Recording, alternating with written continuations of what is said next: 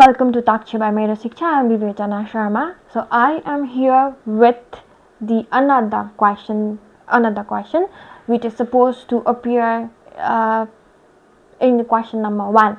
So I have brought with me today the text, and here you guys might also be able to see the text is a poem, and the poem is by Rabindranath Tagore, and the poem entitles Leave This Chanting and Singing.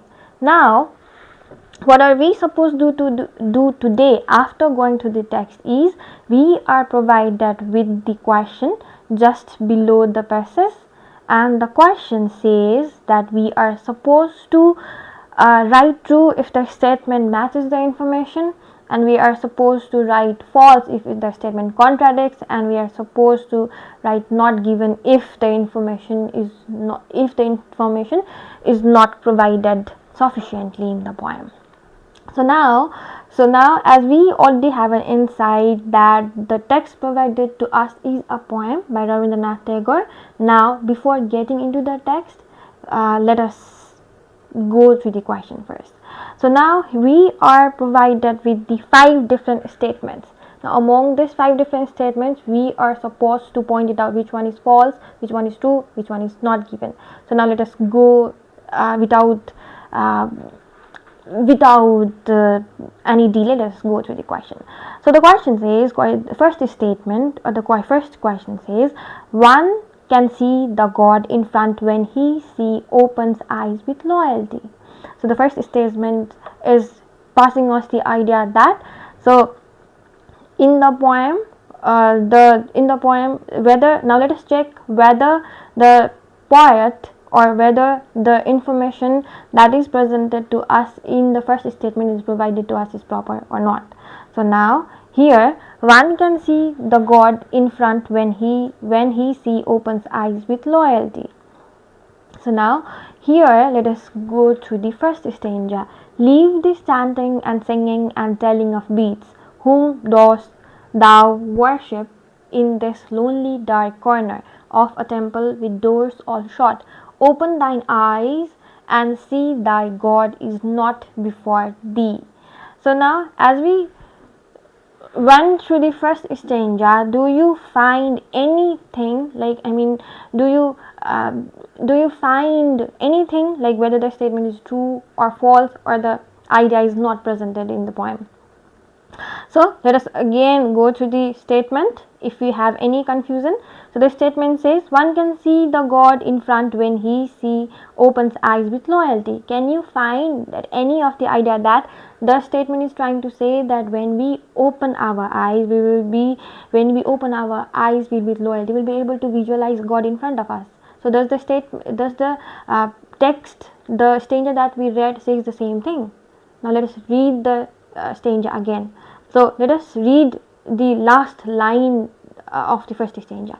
So open thine eyes and see thy God is not before thee. The statement here provided to us and the statement that is in the first stanza contradicts, because here number A in the statement, in the provided question, it is saying that we will be able to see the God, but here in the last line of the first stanza says that open thy eyes and see thy God is not before you. The God is not before you. So ultimately the statement that is provided to us is false. Now let us move to the another statement, the number B. The statement says the pathmaker refers to God himself. Now let us search where the word pathmaker is. So here in our text, the pathmaker is in our second stanza. Now let us go through this second stanza. So he is there where the tiller is tilling the hard ground and where the pathmaker is breaking stones.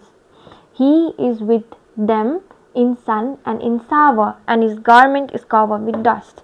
Here, what is the statement provided to us? The statement is the pathmaker refers to God himself. But as you went through the stanza, do you find any idea that is relating path maker to the God himself. Did you find it out? So here the statement says the path maker refers to the God himself. So do you agree that path maker is equivalent to the God, or path maker refers to the God, or the path maker mentioned in the second stanza, the poet is referring path maker to a God, or God is the path maker himself?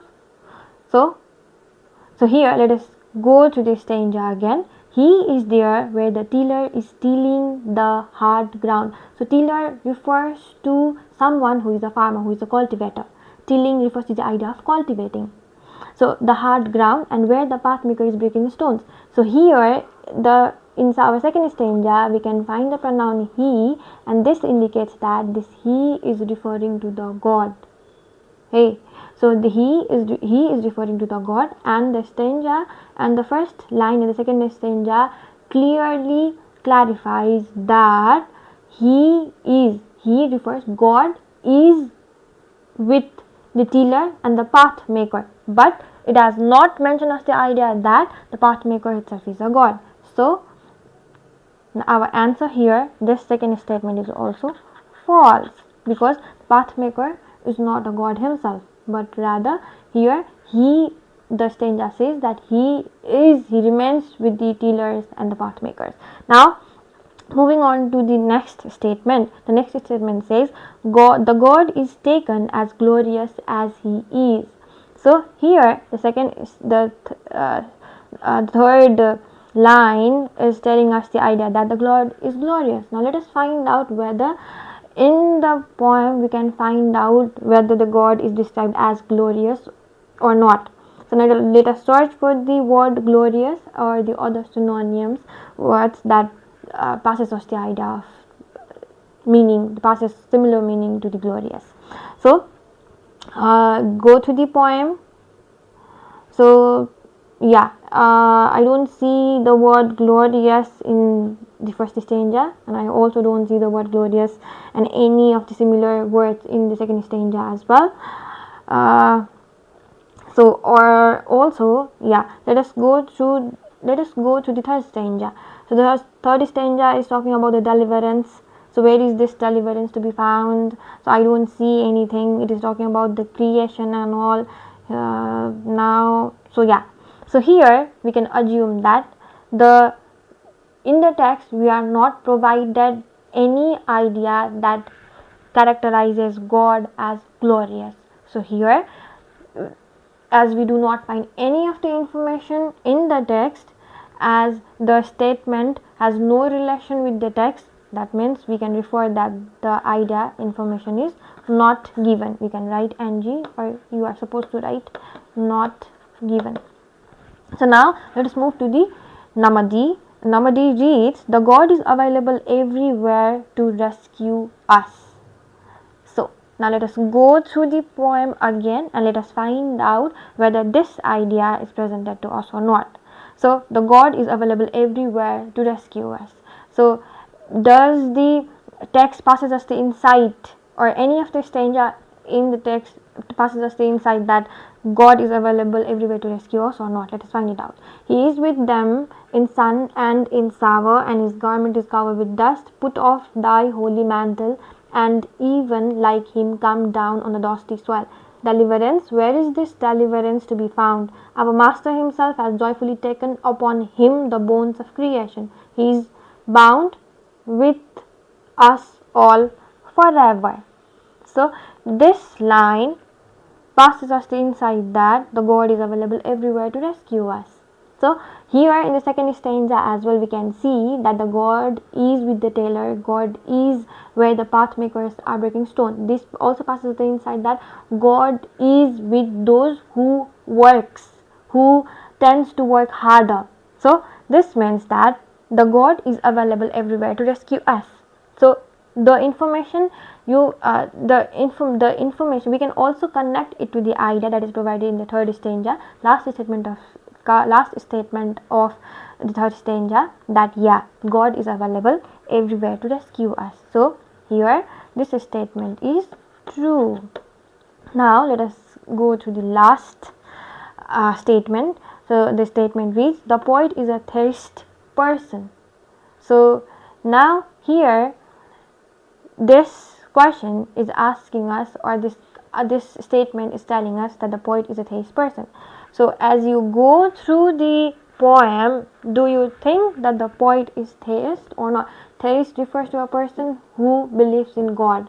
So what do you think, whether the person is theist or not, whether the poet is theist or not? So, or you can say whether after going through the poem, whether you find out the idea that our poet Rabindranath Tagore is theist or not. So the one who believes in the God. So here in the first stanza, as if we go to the first stanza, what he is passing us the insight that worshipping to the God, worshipping to the statues that is placed in the dark corner of the temple, shutting the door, that won't let God appear in front of you. In the second stanza, here the poet is trying to pass us the idea that God is there with those who work hard. So God is always there with those who work hard. And in the third stanza, it is talking about the creation and the bones of the creation that the God has been presenting to us in this world. And so now this passes. So he is as we go through the poem, we can see that every now and then this poet is referring to the idea that we should believe in God, we should be working hard in order to achieve God, we should be working hard. As this also passes the insight that when we work, instead of sitting instead of confining ourselves into a dark places and worshipping for the God to be present before us, we should be working hard, we should be praising His creation, then we will be visiting our God. So this refers to the idea that as the poet is referring to the idea that God is available over there, and you will be able to see the God only when you work hard, when you find out the happiness among His creations. He is over there for you. So of course he has a belief upon our God. So the last statement is also true. So thank you.